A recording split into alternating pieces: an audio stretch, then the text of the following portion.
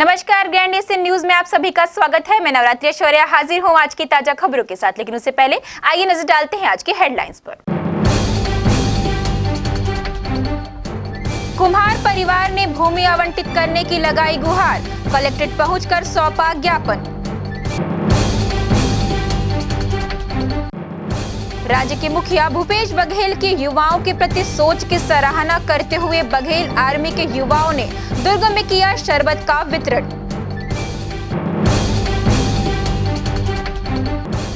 और सीएम भूपेश बघेल ने बेरोजगारी भत्ता योजना की दूसरी किश्त किया जारी, 1,05,395 हितग्राहियों के खातों में भेजी गई ऑनलाइन राशि। अब खबरें विस्तार से। मुख्यमंत्री भूपेश बघेल ने मुख्यमंत्री निवास कार्यालय में आयोजित कार्यक्रम में बेरोजगारी भत्ता योजना की राशि का अंतरण किया। इस कार्यक्रम के माध्यम से बेरोजगारी भत्ते के 1,05,395 हितग्राहियों को 32 करोड़ 38 लाख रुपए की राशि ऑनलाइन भेजी गई। मुख्यमंत्री भूपेश बघेल ने बेरोजगारी भत्ते की दूसरी किश्त जारी करते हुए युवाओं से कहा कि आपके बेरोजगारी भत्ते से सहायता मिल रही है, लेकिन मुझे बेरोजगारी भत्ता देने से ज्यादा खुशी तब होगी जब आपके हाथ में रोजगार होगा। सरकारी नौकरी के लिए हम लगातार वैकेंसी निकाल रहे हैं। इसके साथ ही आपको कौशल प्रशिक्षण भी दे रहे हैं ताकि आप अपना काम भी शुरू कर सकें। बेरोजगारी भत्ता एक छोटा सा सहयोग भर है जिसके माध्यम से आप अपना लक्ष्य प्राप्त कर सकें।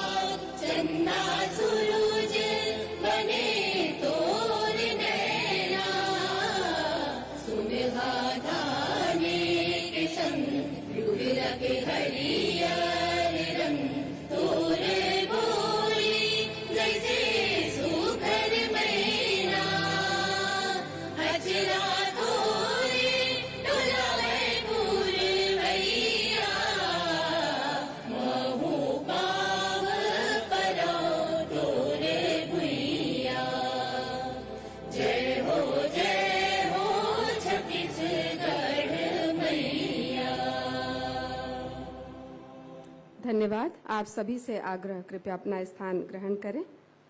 और अब स्वागत की कड़ी को हम प्रारंभ करते हैं और सबसे पहले माननीय मुख्यमंत्री महोदय के स्वागत के लिए हम आमंत्रित करते हैं माननीय मंत्री श्री उमेश पटेल जी को। और जो भी नोट्स मटेरियल्स पे होते हैं या स्टडी मटेरियल्स पे होते हैं, टेस्ट सीरीज पे होते हैं, वो सब पे अपन खर्च करेंगे। तो उन्होंने ये भी बोला है। और सर, एक तो पहले ही आपने इतने अच्छे अवसर प्रदान किए हैं कि मैं पहली बार आपके सामने मुखाग्र और आपके सीएम निवास पे आके आपके सामने बात कर रहा हूँ। इसके लिए तहे दिल से शुक्रिया सर जी, धन्यवाद। और बहुत खुशी हो रही है। ये राशि सिर्फ मेरे लिए नहीं और बाकी लोगों के लिए भी बहुत खुशी के लिए है, क्योंकि वो अपना सदुपयोग उसमें कर रहे हैं सर और करने वाले हैं। और एक जो एजुकेशन के लिए स्किल ट्रेनिंग जरूरी होती है, वो स्किल ट्रेनिंग पहले जो गवर्नमेंट थी अगर वो स्टार्ट करती तो वो भी ज्यादा अच्छा होता, लेकिन उस टाइम पे स्टार्ट नहीं हुआ। सर आपने स्टार्ट किया इस टाइम पे, इसके लिए भी बहुत बहुत धन्यवाद सर। क्योंकि हमारी जो एजुकेशन होती है वो हम साथ में, डॉक्टर एपीजे अब्दुल कलाम ने भी बोला है कि हम 2 डिग्री लें, एक तो अपन एजुकेशन के लिए लें और दूसरी स्किल ट्रेनिंग या डिप्लोमा लें, ताकि हम अपनी बेरोजगारी को कम कर सकें। और लगातार प्रदेश बेरोजगारी की दर में लगातार कम होते हुए प्रयास कर रहा है सर ये आपकी मेहनत के। देखिए, 32 करोड़ रुपया आज हमने जारी किया, पिछले महीने 16 करोड़, तो इस प्रकार से 48 करोड़ केवल 2 महीने में। अब अगले महीने 32 करोड़ से अधिक ही होगा, उससे कम तो होगा नहीं। तो देखिए कि 3 महीने में ही ये 3-4 महीने में ही 100 करोड़ पार कर जाएगा। जबकि पिछले सरकार में 2003 से लेकर 2017 तक केवल मतलब 13-14 साल में 100 करोड़ भी नहीं पहुंचा था, 98 करोड़ की राशि वितरित की गई थी। और अभी ये जो राशि जा रही है, सभी लोगों ने ये बताया कि देखिए कि समाज में हर वर्ग के लोग रहते हैं। आर्थिक किसी के कोई मजदूरी कर रहे हैं, कोई कृषि कार्य कर रहे हैं, कोई छोटा मोटा दुकान है, होटल है, कोई व्यवसायी है, कहीं प्राइवेट जॉब है। तो आर्थिक स्थिति सबके समान नहीं है। और ऐसे में जो सच में जो गरीब तबके के लोग हैं, लोअर मिडिल क्लास के लोग हैं, उसके लिए संजीवनी का काम कर रहा है। मध्यम श्रेणी में भी जो लगातार बच्चों पे, खासकर नौजवान युवक युवती हैं, उनको लगता है कि मैं कमा नहीं रहा हूं और माँ बाप पे लगातार मुझे पढ़ा लिखा तैयार भी कर दिए हैं और उसके बाद भी मैं उन्हीं के आश्रय हूं, तो थोड़ा सा खराब लगता है, मन थोड़ा सा छोटा हो जाता है। ऐसे में ये राशि है उनके लिए बड़ा कारगर। और दूसरी बात मैं कहना चाहता हूं कि जब से हम लोग सरकार में आए हैं तो हम केवल सहायता दे कि छोड़ नहीं देते। जैसे आप देखेंगे हम गोबर भर नहीं खरीदते, गोबर से वर्मी कंपोस्ट बना रहे हैं, गो कार्ट बना रहे हैं, गमला दिया, अब प्राकृतिक पेंट बना रहे हैं। और जहां प्राकृतिक पेंट के जहां ट्रेनिंग दिए हैं, अब गांव में दूसरे जो समूह हैं वो लड़ाई करना शुरू कर दिए हैं, केवल वही लोग भर काम करेंगे, हम क्यों नहीं काम करेंगे। तो इस प्रकार से जो लाभदायक जितने भी हमारे जो कार्य हैं उसमें अब प्रतिस्पर्धा होने लगी। बुधवार को नेहरू नगर भिलाई में शिक्षाविद आईपी मिश्रा के निवास पहुंचे द्वारका शारदा पीठाधीश्वर जगतगुरु शंकराचार्य स्वामी सदानंद सरस्वती महाराज ने धर्म परिवर्तन को लेकर कहा कि जो सुविधाएं धर्म परिवर्तन कराने वाले देते हैं, अगर वे सुविधाएं उन व्यक्तियों को शासन देने लगे तो निश्चित तौर पर धर्म परिवर्तन बंद हो जाएगा। जगतगुरु स्वामी सदानंद सरस्वती महाराज ने कहा कि हम मानते हैं कि सड़क आदि सुविधाओं का व्यापक विकास हुआ है, लेकिन बहुत से गांव और जिले हैं जहां बहुत से लोगों को मौलिक सुविधाएं अभी भी नहीं मिल पा रही है। सरकार को इस ओर ध्यान देने की जरूरत है, क्योंकि ऐसी ही जगहों पर प्रलोभन देकर धर्म परिवर्तन कराने की शिकायतें देखी जाती है। देश के बड़े बड़े उद्योगपतियों और धनाढ्य समाज सेवियों द्वारा अगर कुछ सुविधाएं ऐसे क्षेत्रों में दी जाए तो भी धर्म परिवर्तन के मामले खत्म हो सकते हैं। तो सर्वप्रथम तो धर्म किसे कहते हैं वह समझना चाहिए। जिसका जो धर्म है, यदि हम हिंदू हैं, सनातन धर्मावलंबी हैं, तो हमें अपने धर्म का ज्ञान होना चाहिए। फिर धर्म का पालन करने का उपाय हमें मालूम होना चाहिए, क्या पद्धति है, धर्म का पालन कैसे करें। एक एक काम संसार के सारे मनुष्य जान जान करके करते हैं। आप लोग भी किस विद्यालय में, किस गुरुकुल में, किस कॉलेज में अच्छी पढ़ाई होती है, वहाँ अपने बालकों को प्रवेश करते हैं, प्रवेश कराते हैं। तो ज्ञान है ना आपको, आप अज्ञानी नहीं हैं। केवल धर्म के विषय में अज्ञानी बनते हैं, उसमें भी अज्ञानी नहीं है, अज्ञानी बनते हैं हम। इसलिए ये विचार और विवेक, हमारा चिंतन बिल्कुल स्वस्थ होना चाहिए और धर्म के परिणाम का बोध होना चाहिए। धर्म पालन से क्या प्राप्त होता है, जब हमें यह मालूम पड़ जाता है। हम 5वीं क्लास से 6वीं में क्यों जाना चाहते हैं, 8वीं से 9 में क्यों जाना चाहते हैं, स्कूल छोड़कर कॉलेज क्यों जाना चाहते हैं, सबका फल आपको पता है, सबका परिणाम आपको पता है, क्या प्राप्त होने वाला है यही भी पता है।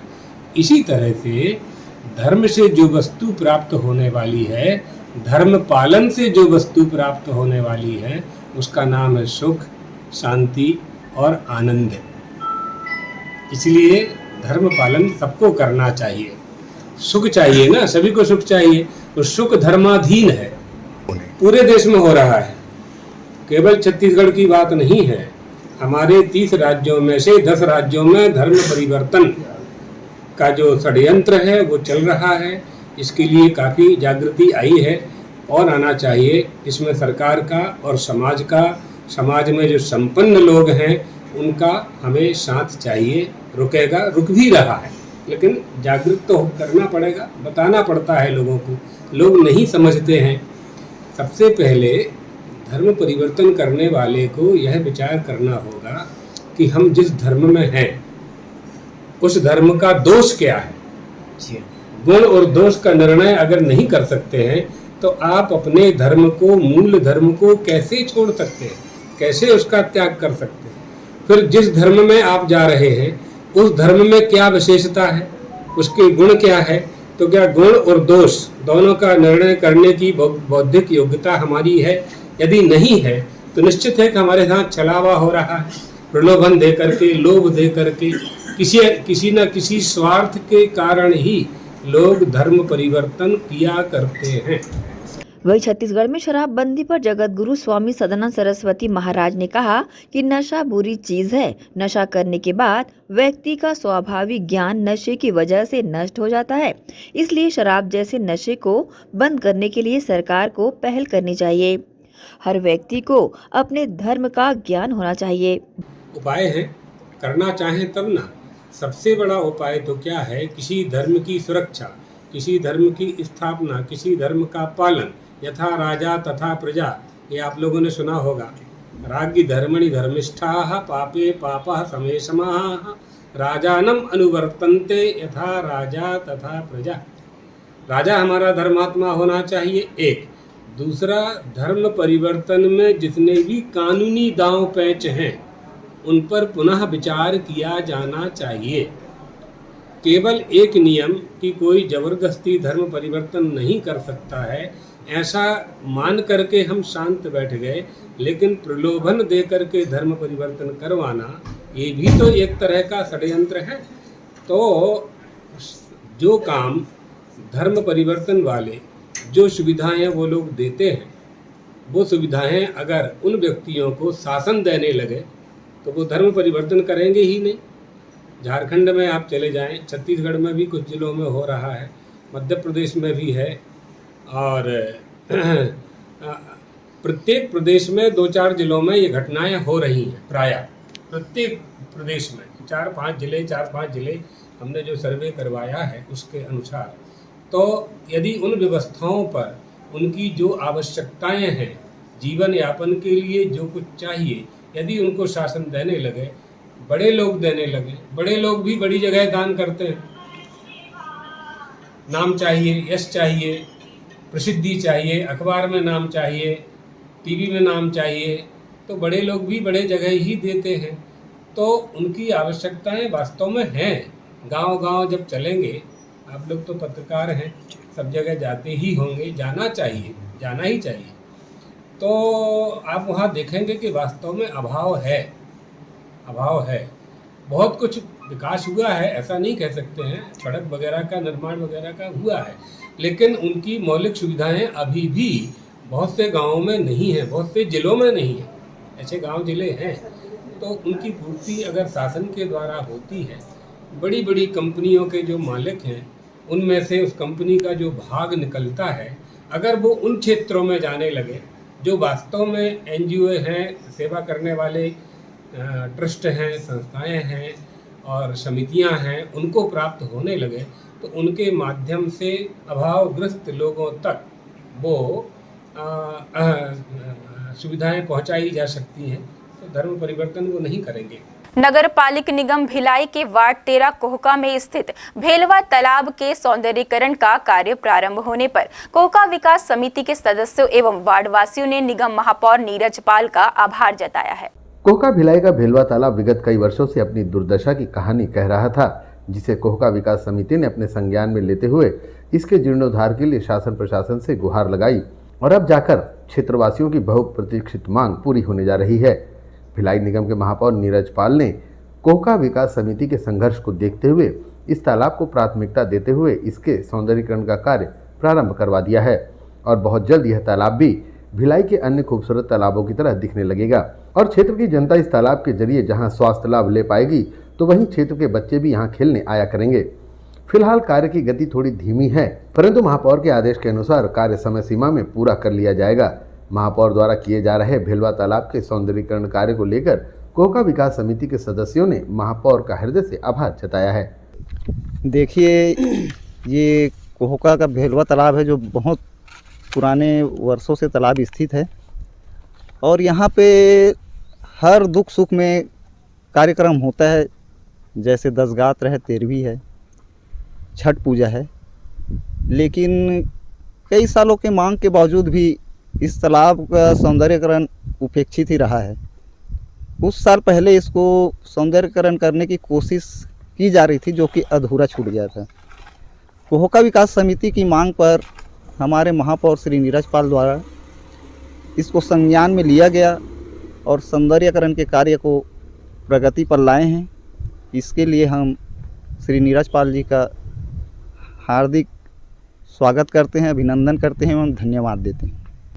ये बोलना चाहेंगे कि विगत कई वर्षों से कम 20 से 25 सालों से हमारा यहाँ आना जाना होते रहता है, क्योंकि छठ प्रोग्राम जो होता है यहाँ पे जब भी आते थे यहाँ पे बहुत कुछ अव्यवस्था दिखती थी, जिसके लिए ये कोहका विकास समिति के द्वारा इन लोगों ने बहुत बार मांग की है और हर साल कुछ ना कुछ छोटा छोटा टेंडर होकर काम होते रहता था। लेकिन इस बार जो काम हुआ है, हम बहुत बहुत आभारी हैं हमारे महापौर श्री नीरज पाल जी के द्वारा। बहुत कर्मठ व्यक्ति है वो, और जो भी उनके पास अपना कुछ कार्य लेके जाता है तो थोड़ा देर लगती है, लेकिन कार्य बहुत अच्छे से और वो उस कार्य को करते हैं।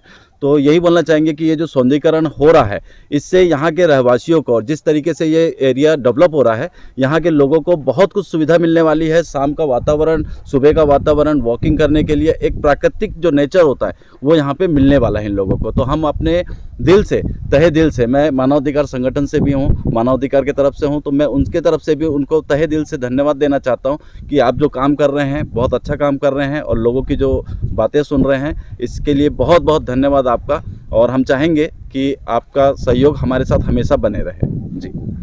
भिलाई निगम के महापौर नीरज पाल के द्वारा कोहका के भेलवा तालाब के अलावा और 4 तालाबों को संज्ञान में लेकर उनका जीर्णोद्धार कराया जा रहा है, जिसके लिए क्षेत्र की जनता भी अपने महापौर का हृदय से आभार जता रही है। ग्रैंड एशियन न्यूज के लिए भिलाई से संतोष शर्मा की रिपोर्ट। अब वक्त तो चला है एक छोटे से ब्रेक का। ब्रेक के बाद जल्द मिलते हैं।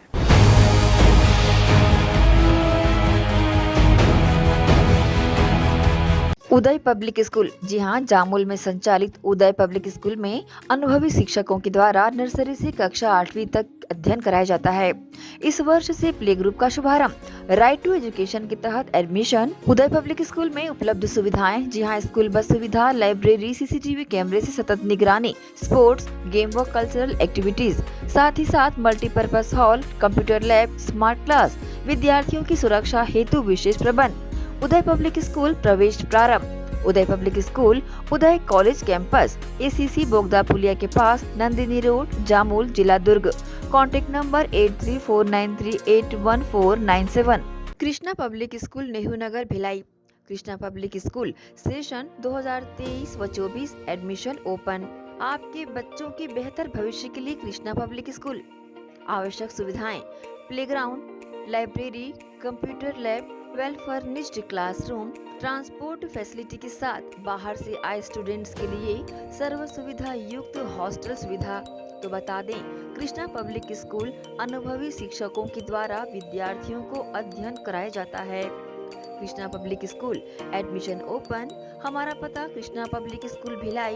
Contact number 0788403090 078822922714।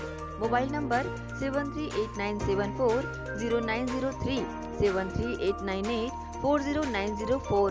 BM Shah hospital एवं medical research centre, Shastri Nagar, Supela, Bhilai. 24 घंटे आपातकालीन सुविधाएं, जिसमें मॉडुलर ऑपरेशन थिएटर से सुसज्जित छत्तीसगढ़ के प्रतिष्ठित न्यूरो फिजिशियन, न्यूरो सर्जन की सुविधाओं के साथ सड़क दुर्घटना में घायल मरीजों के लिए विशेष ट्रॉमा आईसीयू की सुविधा उपलब्ध है।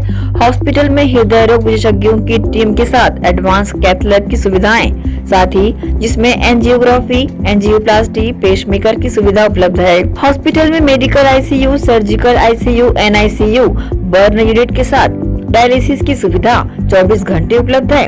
हॉस्पिटल के सभी वार्ड एयर कंडीशनर होने के बावजूद सबसे किफायती दरों में उपलब्ध। General ward, private room, deluxe room, super deluxe room की सुविधाएं उपलब्ध है। हॉस्पिटल में गायनिक डॉक्टर्स की एक्सपर्ट टीम, नॉर्मल डिलीवरी एवं सिजेरियन के लिए सुविधा 24 घंटे उपलब्ध है। साथ ही साथ महिला एवं बच्चों के लिए अलग अलग वार्ड की सुविधा उपलब्ध है। हॉस्पिटल में सभी प्रकार की जांच जैसे MRI, CT scan, sonography, 2D echo, ECG, EEG, endoscopy, X-ray, खून एवं पेशाब की जांच की सुविधा बेहद किफायती दरों में उपलब्ध है। हमारा पता BM शाह हॉस्पिटल एवं medical research centre, Shastri Nagar, Supela, Bhilai. Phone number 77730 77711 77730 77722।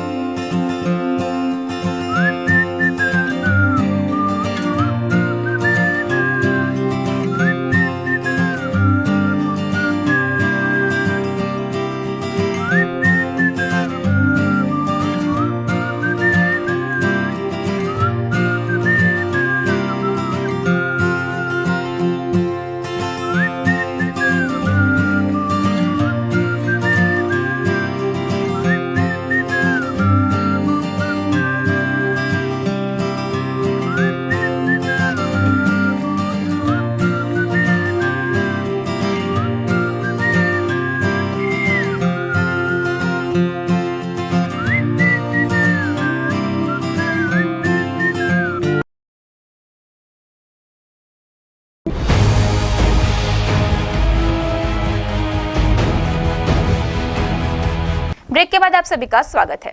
Chhattisgarh कुम्भकार समाज के लोगों द्वारा मिट्टी के बर्तन बनाने भूमि की मांग को लेकर दुर्ग कलेक्ट्रेट पहुंच गुहार लगाई।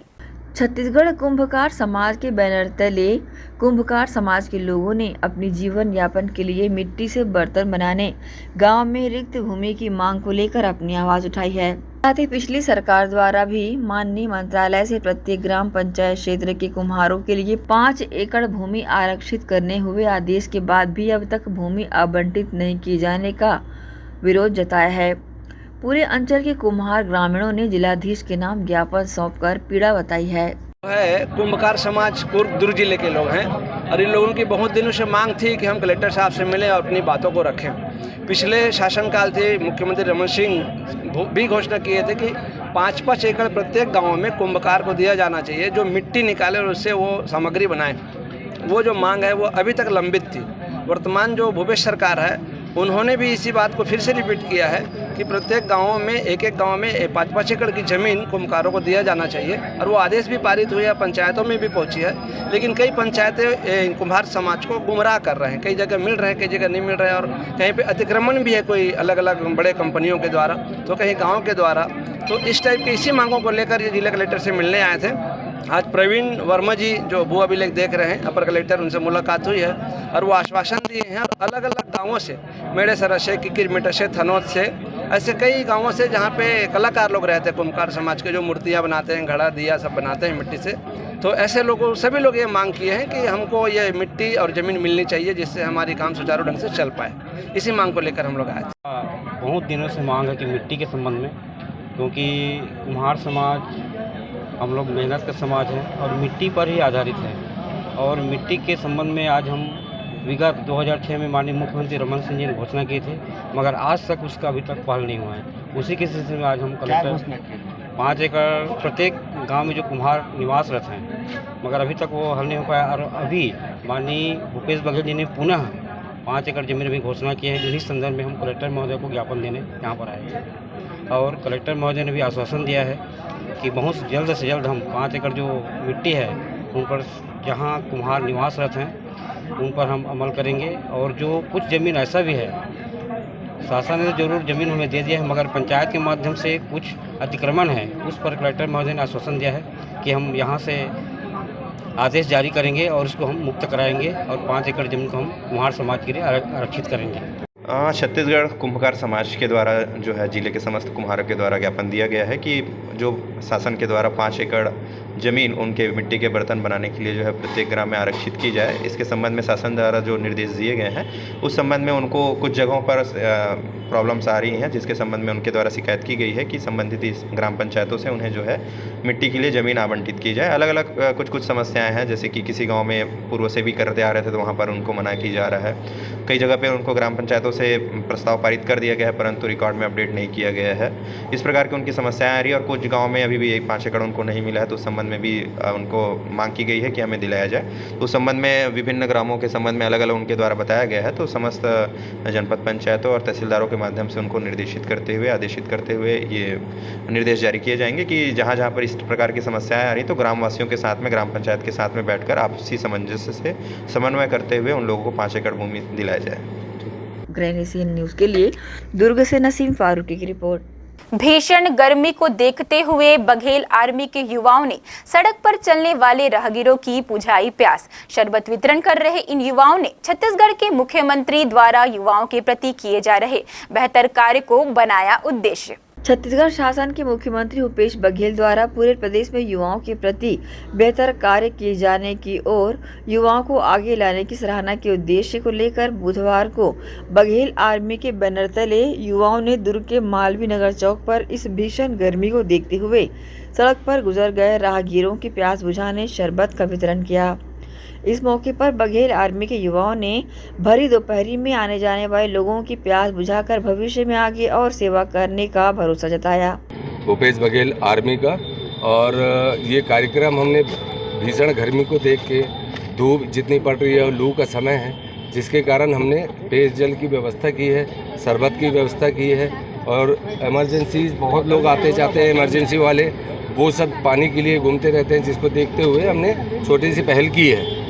और आगामी भी ऐसे ही जितने युवा जुड़ते जा रहे हैं भूपेश बघेल आर्मी के बैनर तले, तो वो अच्छे कार्यों को देखते हुए हमसे जुड़ते जा रहे हैं, जो कि आप देखेंगे कि भूपेश बघेल जी का जो जितने विकास कार्य हैं आप उसको देखेंगे कि चारों तरफ चाक चौबंद व्यवस्था है, चाहे CCTV कैमरा से लेके हो, चाहे रोड चौड़ीकरण से लेके हो, बहुत सुंदर छत्तीसगढ़ निर्माण कर रहे हैं हमारे भूपेश बघेल जी। यह है गर्मी को देखते हुए नौटप्पा, जो विषम गर्मी की वजह से लोग परेशान है, हताहत है, तो भूपेश बघेल आर्मी के नेतृत्व में पानी वितरण का कार्य किया गया है। और इसी तरीके से आगामी आप देखते जाएंगे सामाजिक काम होते जाएंगे, युवा हमारे साथ जुड़ते जा रहे हैं।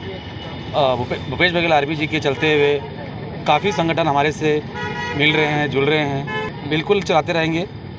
ग्रैंड एशियन न्यूज़ के लिए दुर्ग से नसीम फारूकी की रिपोर्ट। बेरोजगारी भत्ता सहित अन्य महत्वपूर्ण योजनाओं को लेकर मुख्यमंत्री ने युवाओं के बेहतर भविष्य को लेकर वीडियो कॉन्फ्रेंसिंग के माध्यम से हितग्राहियों से चर्चा कर राशि आवंटित की। इस अवसर पर दुर्ग कलेक्टर, महापौर, पिछड़ा वर्ग आयोग के उपाध्यक्ष सहित अधिकारी उपस्थित रहे।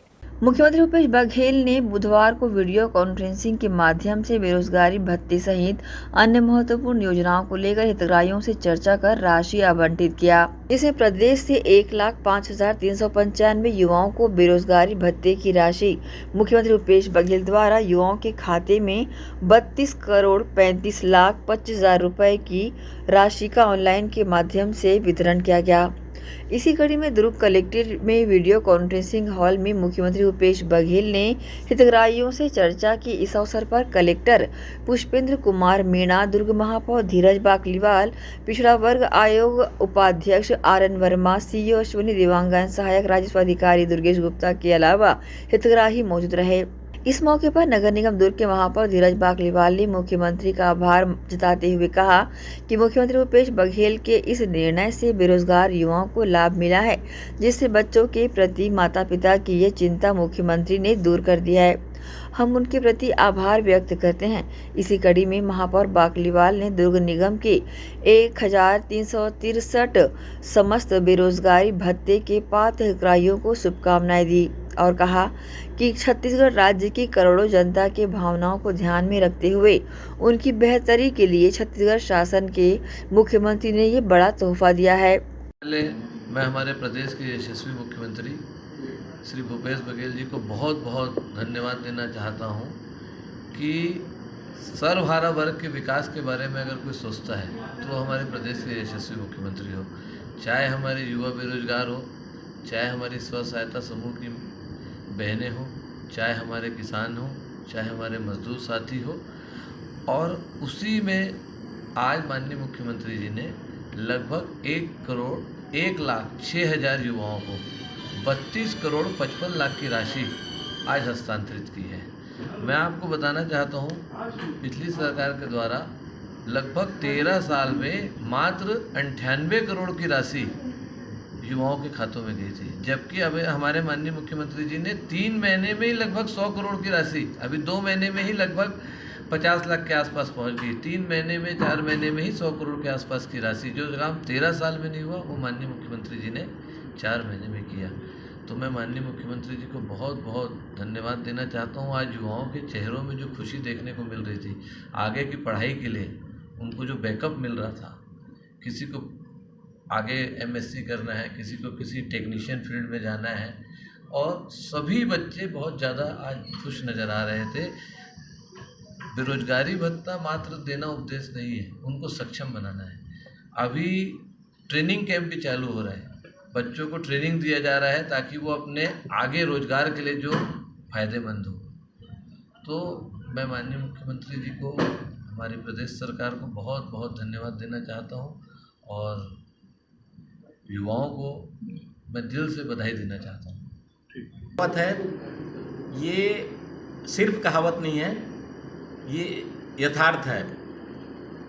जो उनने कहा वो करके दिखाया और दिखा रहा है। उसी कड़ी में आज बेरोजगारी भत्ता जो देने का माननीय मुख्यमंत्री जी ने वादा किया था, हमारे प्रदेश के युवाओं को संबल बनाने के लिए, सक्षम बनाने के लिए जो उनने कहा था उसको आज द्वितीय किस्त के रूप में हमारे युवाओं को राशि का वितरण किया गया। आज पूरे प्रदेश में 1,05,000 युवाओं को करीब 32,35,25,000 रुपये आज वितरित किया गया, और तत्काल बच्चों के खाते में, युवाओं के खाते में ये राशि पहुंच गया, और जिसके खाते में नहीं पहुंच पाए वो कल तक पूरा राशि पहुंच पाएगा। ये द्वितीय किस्त है। पहले किस्त में 1,05,000 नहीं, इसके 70,000 युवाओं को 2,500 रुपये के मान से बेरोजगारी भत्ता दिया गया था, वो सभी को मिल गया था। आज माननीय मुख्यमंत्री जी ने अपने इस कार्यक्रम के दौरान प्रदेश के हर जिला से आए हुए युवाओं से, युवतियों से बात की, बेहद प्रसन्न हुए लगे, और ये बताए कि माननीय मुख्यमंत्री जी ने जो योजना लागू किया है उससे वे आगे की पढ़ाई कर रहे हैं, आगे अपने भविष्य को सुधारने का प्रयास कर रहे हैं, और इस दिशा में वो प्रयास कर रहे हैं। तो ये जो योजना है न केवल युवाओं को आर्थिक दृष्टि से संबल बनाने का है, बल्कि इसके साथ ही साथ माननीय मुख्यमंत्री जी का जो उद्देश्य है वो ये है कि कौशल विकास करके ये बच्चे न केवल बेरोजगारी भत्ता प्राप्त करें, बल्कि उनको अनेक संस्थाओं के माध्यम से, अनेक विभागों के माध्यम से उनको प्रशिक्षण दिया जाए, और प्रशिक्षित होकर के वो स्वयं अपना रोजगार करें। ऐसे बच्चों ने आज अपने भावना माननीय मुख्यमंत्री जी के सामने प्रकट किए। आज दुर्ग शहर में करीब 1363 हितग्राहियों को 7,500 रुपया उनके खाते में डाला गया, और ये जो योजना है उससे हमारे शहर के बच्चे, हमारे प्रदेश के बच्चे बहुत प्रसन्न हैं, और इस प्रकार से मैं माननीय मुख्यमंत्री जी को बहुत बहुत साधुवाद देना चाहूँगा, उनका शुक्रगुजार हूँ कि हमारे जो प्रदेश। RNCN न्यूज़ के लिए दुर्ग से नसीम फारूकी की रिपोर्ट। एक बार फिर वक्त तो चला है एक छोटे से ब्रेक का। ब्रेक के बाद जल्द मिलते हैं।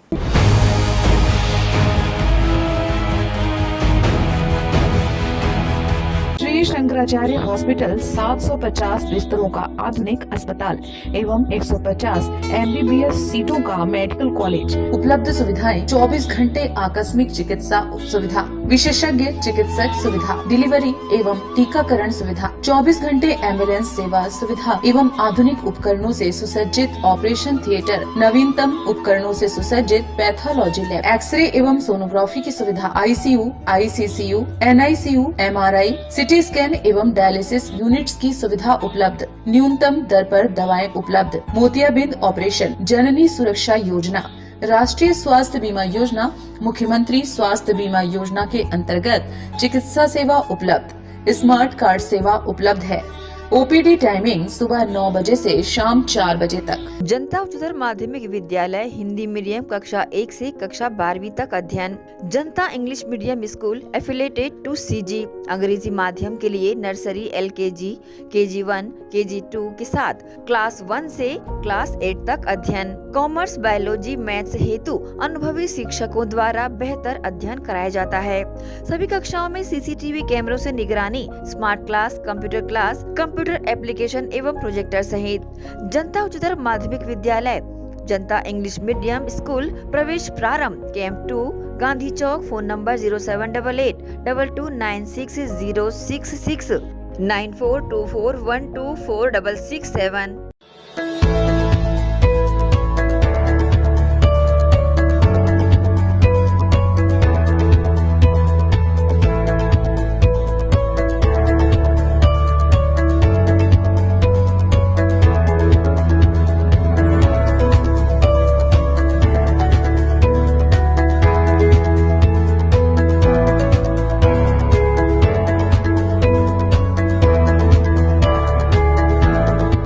महिमा हॉस्पिटल उतई में संचालित, जी हां, अनुभवी बेहतर चिकित्सकों द्वारा उपचार संभव।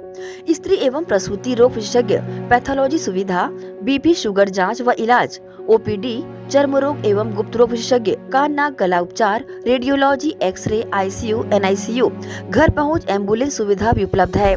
OPD आदि सुविधाएं उपलब्ध है। महिमा हॉस्पिटल, हमारा पता main road Utai, petrol pump के पास Utai. Number 078826737111, mobile number 9907127097।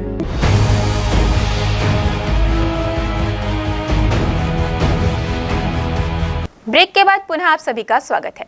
Chhattisgarh के स्वामी विवेकानंद तकनीक विश्वविद्यालय में नवनिर्मित सबसे अत्याधुनिक जियोटेक लैब का उद्घाटन भिलाई इस्पात संयंत्र के निदेशक प्रभारी अनिर्बान दास गुप्ता ने किया। इस दौरान विश्वविद्यालय के कुलपति MK वर्मा भी विशेष रूप से उपस्थित रहे। भिलाई इस्पात संयंत्र के निदेशक प्रभारी अनिर्बान दास गुप्ता ने स्वामी विवेकानंद तकनीकी विश्वविद्यालय में नवनिर्मित सबसे अत्याधुनिक जियोटेक लैब के उद्घाटन के अवसर पर कहा कि अब इससे BSP और CSVTU के बीच औद्योगिक अकादमिक साझेदारी बढ़ेगी और छात्रों व कर्मियों को उन्नत औद्योगिक तकनीक का प्रशिक्षण तो मिलेगा ही, साथ ही विश्वविद्यालय को BSP से कंसल्टेंसी कार्य सहित CSR मद से विभिन्न विकास कार्यों को पूरा करने का मौका भी मिलेगा। आपको बता दें कि इस लैब के द्वारा सड़क, पुल, पुलिया, बांध, फ्लाईओवर, ब्रिज जैसे निर्माणों को लेकर जमीन की मजबूती का परीक्षण किया जा सकेगा। साथ ही ग्राउंड लेवल वाटर की चेकिंग, रिफिलिंग, डैम्स की कैपेसिटी और डेवलपमेंट प्लानिंग की प्रक्रियाओं पर बेहतर रिजल्ट ओरिएंटेड काम भी किया जा सकेगा। BSP के निदेशक प्रभारी ने भविष्य में CSR फंड से 35 हॉस्टल बनाए जाने की बात भी कही है। नहीं, उस हम लोग इसका कर रहे हैं कि हमारे पास अभी CSVT को जो जितने भी हम मदद कर सकते हैं हम तो जरूर करेंगे, क्योंकि ये छत्तीसगढ़ की एक बहुत ही बढ़िया यूनिवर्सिटी है और छत्तीसगढ़ के विकास के लिए क्या पूरे भारतवर्ष के विकास के लिए बहुत ही अत्यंत ही। और इसमें जो सबसे अच्छी बात है कि इंडस्ट्री के साथ जो रिसर्च होने जो दूसरे एकेडमिक इंस्टीट्यूशन में थोड़ी कमी होती है, मेरे ख्याल से इनके यहाँ नहीं होगी।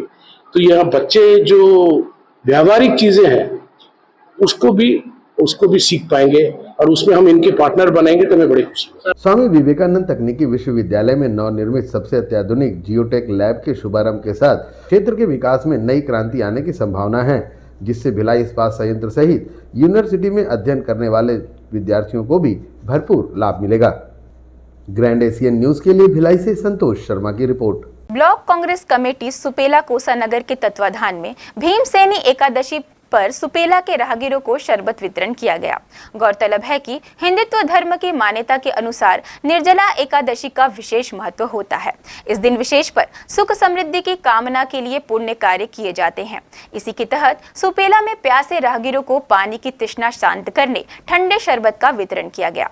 यहाँ महापौर नीरज पाल के साथ जिला अध्यक्ष मुकेश चंद्राकर सहित बड़ी संख्या में कांग्रेसी शामिल रहे। इस भीषण गर्मी में राहगीरों ने ठंडा शरबत ग्रहण किया। शामिल लोगों ने कुछ इस तरह की जानकारी दी।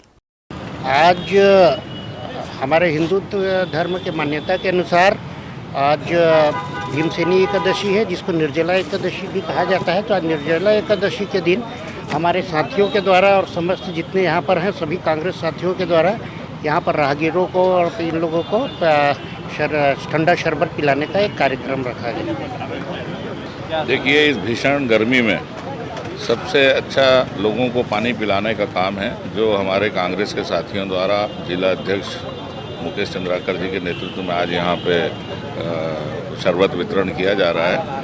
और आज बहुत शुभ दिन है, निर्जला एकादशी का दिन है। आज के दिन इस तरह का आयोजन एक अच्छा काम है, जो लोगों के हित में, लोगों की सेवा के लिए इस भीषण गर्मी में हम ठंडा पानी पिला के शरबत के रूप में उनको उनकी प्यास को। तो ये शहर के अन्य जगहों में भी किया जाएगा क्या? अभी इस तरह का कार्यक्रम और भी आगे बिल्कुल किया जाएगा। कांग्रेस के साथियों द्वारा लगातार ये आयोजन होते रहे।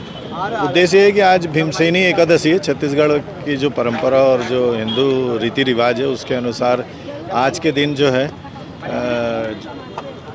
दान पुण्य की व्यवस्था के बारे में कहा गया है हिंदू मान्यताओं के अनुसार। तो चूँकि गर्मी का मौसम रहता है, इसलिए ठंडक प्रदाय करने वाली चीज़ें जो है वो कोशिश करते हैं कि लोग वैसा करें। तो उसी उपलक्ष्य में जिला कांग्रेस कमेटी की तरफ से हम सभी साथी मिल करके ये आज शरबत पिलाने की एक व्यवस्था यहाँ पे आयोजन किए हैं।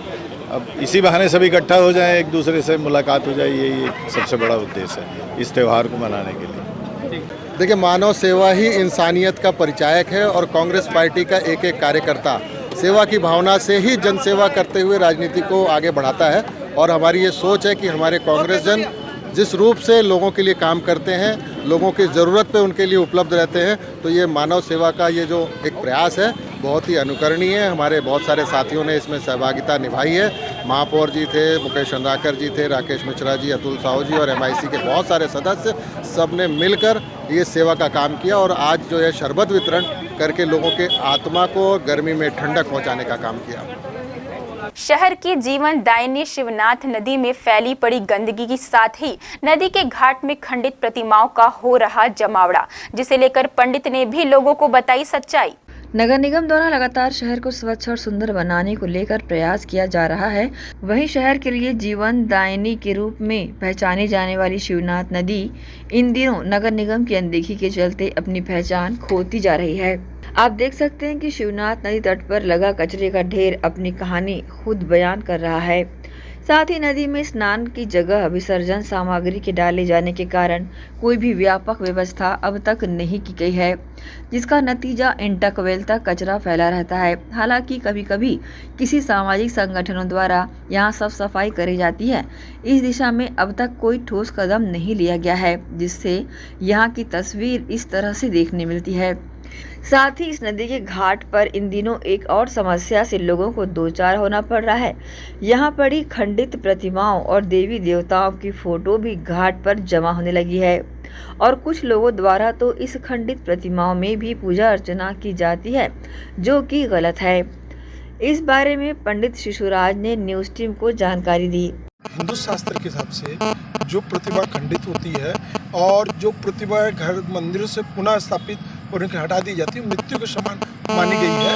और जिस प्रकार से हम सावधान कर देते हैं, उसी प्रकार से इनके नियम है कि इसका गठन करते हैं और फिर विसर्जन किया जाता है। और इसका प्रणाम भी करना अनुचित माना गया है, क्योंकि प्राण निकल गया, उसके बाद क्या प्रणाम करना। इसलिए इनके ना तो इसको विसर्जन कर देना चाहिए और लोगों के पैरों में पड़ती है। लोग अपने घर की जो अपने घर को सुशोभित ना करके यहाँ मंदिर यहाँ रख दिए। और जिस प्रकार हम अपने घर को साफ सफाई करते हैं, नदी हमारी जीवन दायिनी है, इस नदी की भी सफाई होनी चाहिए। और नदी की सफाई करते नहीं है, और कुछ संगठन आते हैं और जो समाज सेवी संगठनों के द्वारा सफाई कर दी जाती है, परंतु प्रशासन के द्वारा इसकी सफाई नहीं की जाती और मलबा पूरा भरा हुआ है। बार बार हम लोग सब सफाई के लिए बोलते हैं, कभी कभार एक दो आ गए और सफाई करके चल देते हैं। सफाई रोज होनी चाहिए, सफाई भी है। दूसरा, उस पार के बच्चे नहाते रहते हैं। कल ही मैंने 2 बच्चों को बचवाया है, 2 बच्चे कल नदी में डूब गए थे, और इस प्रकार की रोज होती है। और इसी तरह नदी की सफाई होना चाहिए, और सफाई के साथ साथ यहाँ पर जो गंदगी है उससे हटाना चाहिए। और जगह जगह जो मूर्तियाँ लगी हैं, वो मूर्तियों को हटा के एक जगह विसर्जित करें। और पब्लिक को चाहिए कि यहाँ पर मंदिर है, मंदिरों में जाके वहाँ पूजा अर्चना करें, रोड में ना करें। पूरा कचड़े पूरा दुर्ग शहर के जितने भी वासी हैं यहाँ पे विसर्जन करते हैं, और विसर्जन करने के बाद जो भी पूरा कचड़ा पूरा एक जगह जमा हो जाता है। ऐसी हालत पूरा सभी दुर्ग शहर में सभी तालाब में है। ये सब चीज़ को विशेष रूप से नगर निगम, नगर प्रशासन और शासन और दुर्ग शहर के सरकार, इनको सबको ध्यान देना चाहिए। स्वच्छ भारत अभियान चल रहा है, लेकिन इसमें ऐसा कुछ देखने को मिलता ही नहीं है। दुर्ग शहर विकास के नाम से पूरा जर्जर है। ग्रैंड एशियन न्यूज़ के लिए दुर्ग से नसीम फारूकी की रिपोर्ट। न्यूज बुलेटिन में फिलहाल इतना ही। मुझे दीजिए इजाजत। आप बने रहे ग्रैंड एशियन न्यूज के साथ। अब तक के लिए इतना ही। नमस्कार।